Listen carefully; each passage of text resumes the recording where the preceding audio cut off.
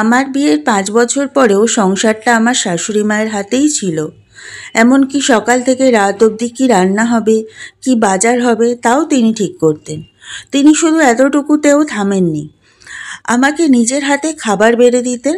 আমি প্রায়ই দেখতাম মাছের গামলা থেকে সবথেকে ছোট মাছের পিসটি তিনি আমায় দিতেন, আর সাথে একটু ঝোল না দিলেই নয় তাই।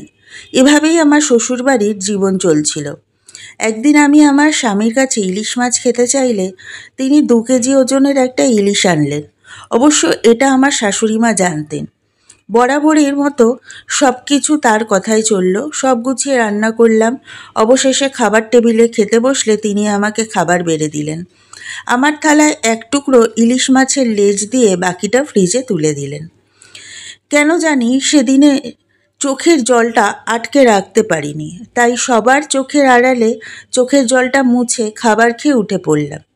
আমার শাশুড়ি এমন ব্যবহার আমার পরিবার এমনকি পাড়া প্রতিবেশীরাও জানত, কিন্তু কখনো কেউ কিছু বলেনি, বা আমিও কখনো চাইনি কেউ কিছু বলুক। একদিন আমার পিসি শাশুড়ি এসে বললেন, হ্যাঁ রে পারুল, তোর শাশুড়ি তোর সাথে এমন করে, তুই কিছু বলিস না? আমি বললাম, কি বলবো? তুই কিছু না বলেই এমন লাই দিয়ে দিয়েছিস। কিছু বললে আর এমন করতো না। তার বিবেক যা বলে তিনি তাই করে। এখানে আমার বলার কি আছে? তবুও মাঝে মাঝে একটু আধটু প্রতিবাদ করিস, দেখা যাক সময় কি বলে। এই কথা বলেই আমি ঘর থেকে বেরিয়ে আসি। প্রয়োজন ছাড়া বাড়ির বাহিরে বেরোতাম না, কারণ নানা মানুষের নানা প্রশ্ন শুনে যদি আমার মনটা বিষিয়ে যায়। তারপর কেটে গেছে আরও 10টা বছর। শ্বশুর গত হয়েছেন প্রায় বছর 5 ননদের বিয়ে হয়ে গেছে। এখন ঘরে থাকি বলতে আমি, আমার বর, আমার ছেলে আর শাশুড়ি। শাশুড়ির গায়ে এখন আর আগের মতো শক্তি নেই। তিনি এখন আর এই সংসার নিয়ে মাথাও ঘামায় না। এখন সব কিছু আমার হাতে। আমার ইচ্ছে মতো রান্না করি, খাই, ঘুরি। সব কিছুই এখন আমার হাতে, এমনকি শাশুড়ির খাওয়ার দায়িত্বটাও আমার। একদিন আমি ঘরে শুয়ে আছি, হঠাৎ দেখি আমার শাশুড়ি খুব ধীর পায়ে আমার ঘরের দরজার সামনে দাঁড়ালেন। আমি দেখে বললাম, মা আপনি ঘরে আসুন। আসলে বৌমা, একটা কথা বলার ছিল। হ্যাঁ মা, বলুন। কথাটা যে কিভাবে বলবো বুঝতে পারছি না। কোনো দ্বিধা ছাড়াই বলুন।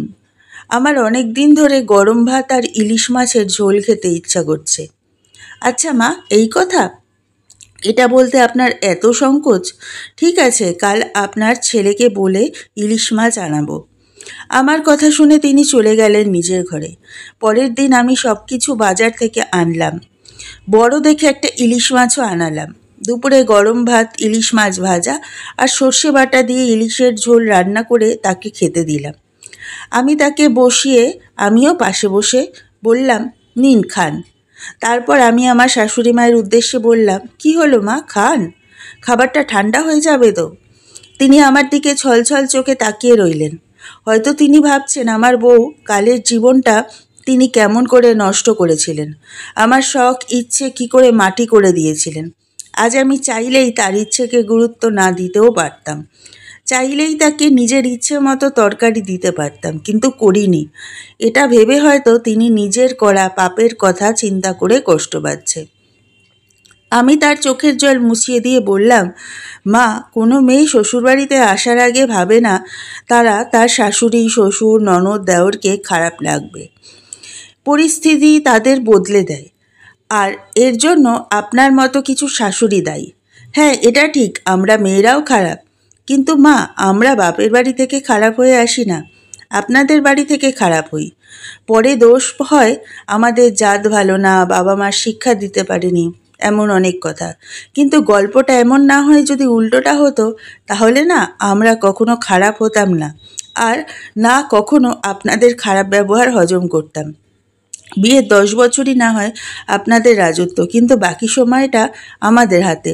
তাই সেই সময়টা ভালো কাজে লাগানোটাই ভালো না?